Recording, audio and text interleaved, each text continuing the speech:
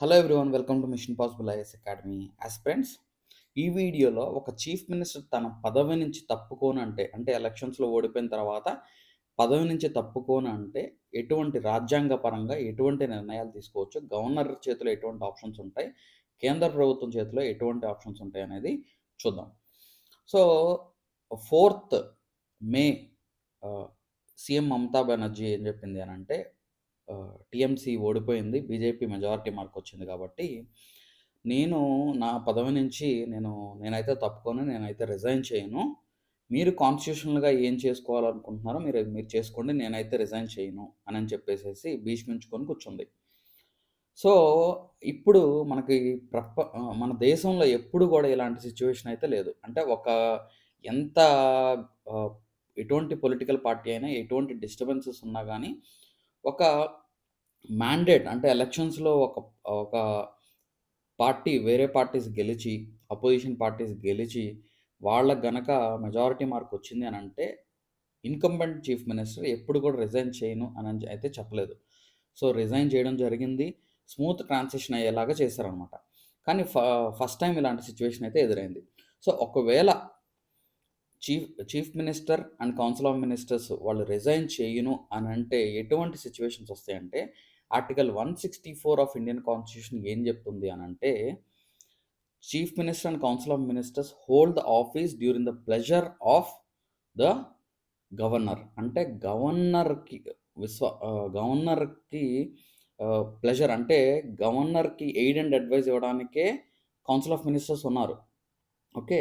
ఈ pleasure once governor పోయినప్పుడు ఆటోమేటిక్‌గా ఇక్కడ కౌన్సిల్ ఆఫ్ మినిస్టర్స్‌ని డిస్మిస్ చేసే అధికారం గవర్నర్‌కుంటుంది. Okay. Governor can dismiss the chief minister and council of ministers అనమాట. అదొక ఆప్షన్. ఇంకోటేంటంటే ఆటోమేటిక్‌గా 7th మే ఆర్టికల్ 172 ప్రకారం ఏంటంటే 7th మేన ఈ టర్మ్ ఆఫ్ అసెంబ్లీ అనేది ఎండ్ అయిపోతుంది. అంటే టర్మ్ ఆఫ్ అసెంబ్లీ జనరల్‌గా 5 ఇయర్స్ టర్మ్ ఉంటుంది. అందులో ఉన్న ఎమ్మెల్యేస్ టర్మ్ అనేది వన్స్ ఎలక్ట్ అయిన తర్వాత 5 ఇయర్స్ వరకు వాళ్ళు ఎమ్మెల్యేస్‌గా ఉంటారు. ఆ 5 ఇయర్స్ టర్మ్ అయిపోయిన తర్వాత వాళ్ళు no longer they are MLAs అనమాట. సో, ఆటోమేటిక్‌గా అసెంబ్లీ టర్మ్ 7th మేన ఎండ్ అయిపోతుంది కాబట్టి, ఇప్పుడున్న ఆహ్, దే హావ్ నో పాయింట్ అని చెప్పొచ్చు. ఇంకోటేంటంటే ఆర్టికల్ 164 ప్రకారం ఈ ఈ గవర్నమెంట్ ఏదైతే ఉందో అది అసెంబ్లీ విశ్వాసంలో ఉన్నంత వరకు వాళ్ళు అధికారంలో ఉండొచ్చు. వన్స్ ఆ అసెంబ్లీ విశ్వాసం కోల్పోతే వాళ్ళ అధికారం, ఆ మెజారిటీ మార్క్ ఏదైతే ఉందో అది కోల్పోతే ఆటోమేటిక్‌గా వాళ్ళ అధికారం నుంచి వాళ్ళు తప్పుకోవడమే. ఓకే. సో, ఇక్కడ ఎలక్షన్స్ జరిగాయి. ఎలక్షన్స్ జరిగినప్పుడు కొత్త అసెంబ్లీ వస్తుంది. కొత్త ఎమ్మెల్యేస్ వస్తారు. ఓకే. సో, న్యూగా మళ్ళీ వాళ్ళు ప్రమాణ స్వీకారం చేస్తారు. సో, కాబట్టి ఆటోమేటిక్‌గా గవర్నర్ చేతిలో ఏంటంటే he can dismiss the chief minister and council of ministers or కాన్స్టిట్యూషనల్‌గా ఆర్టికల్ 356 ఉపయోగించి గవర్నర్ ప్రెసిడెంట్‌కి అతను ప్రపోజ్ చేయొచ్చు. సో అండ్ సో కాన్స్టిట్యూషనల్‌గా ఇక్కడ ఆహ్, గవర్నమెంట్ రన్ చేయలేని సిట్యుయేషన్ ఉంది.